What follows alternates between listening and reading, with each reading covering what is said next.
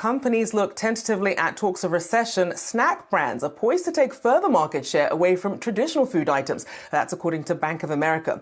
All while Hershey's and Keurig Dr. Pepper saw a beat on earnings in their latest quarter, despite rising prices. So will consumers' appetite be enough to power these companies through macro uncertainties? Here with some food for thought on consumer brands is Nick Modi, RBC Capital Markets Senior Consumer Staples Analyst. Good to have you on the show, Nick. So as we look at this sort of trade-off that consumers are now doing between snacks and traditional foods, what are some of the standout brands for you? Yeah, I mean, when you really think about all the leading brands, they're all doing very well. And this is something that has carried over from COVID. So you think about Hershey and you think about all their core brands, they've been taking share in spite of taking pricing. And I think a lot of the execution that some of the larger companies had during COVID has really helped them maintain some of the momentum that we've seen over the last few years. For instance, if you have a small tertiary brand and it's not available on the shelf at a time where consumers want to buy it, that's going to obviously impact that brand's ability to connect with consumers. Whereas Hershey and Mondelez and a lot of the other larger companies, while they did have supply chain challenges, they were able to fulfill their products at a much better pace than their smaller competitors. So that's partly why you're seeing the kind of momentum you're seeing in the marketplace. And I mean, we talk a lot about consumer behavior, but it does seem as if some people still sticking with some of this brand loyalty versus the store's own versions as well. Why do you think they're still hanging on despite this pricing? Are people just not willing to give up the snacks that they already know and love? Yeah, I think, if you go back in history and think about why brands like M&M's and Coke became such big brands, it was really because the soldiers during the wars were getting them in their ration kits. And then it was an emotional time, a very emotional time. And these brands were able to connect with those consumers during that moment. And then that behavior spread as those soldiers came back home and started spreading their preferences with their family. The same thing happened during COVID. It was a very traumatic time for many consumers, for most of us. And these brands were able to emotionally engage these consumers during that real pivotal time. And I think that's partly why these brand preferences are sticking, more so than we would have seen in a pre-COVID environment.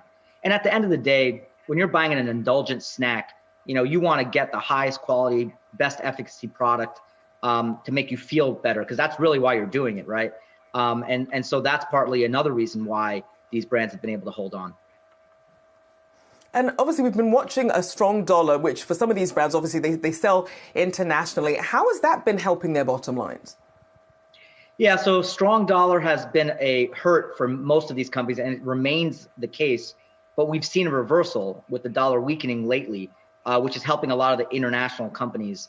The drag is a lot less than what I think we would have thought 3 to 6 months ago. Now, if the dollar continues to weaken, that is going to provide increased upside on earnings for the multinational companies like a Mondelez, for example. Hershey less so because they are much more U.S. centric. So for the international players, it definitely will be more of a benefit if the dollar continues to weaken. And we know that a lot of the costs that goes into this food, I mean, it's things like energy, it's logistics, transportation, etc. But how much of this then is reflected in actual inflation prices versus some of these companies just keeping these prices elevated because they do see the brand loyalty? Yeah, I think a lot of what we see, right, like sugar prices are spiking again, right? So it's been a very volatile situation. It really depends on where your exposures are. But the thing that you can't really see as vividly as spot prices for sugar or for packaging materials is labor. And that's been a real problem, right? Labor inflation, finding the right amount of workers, getting the workers to stay, reducing churn. And so I think that's going to continue to put upward pressure on the cost structures of many of these companies. So not all of the pricing that they're taking is just kind of hitting the bottom line. A lot of it is being used to offset some of these higher costs. Now, as we move forward, let's face the facts. While revenues have been very strong and these companies have had very good earnings, the volumes have been, flat to down.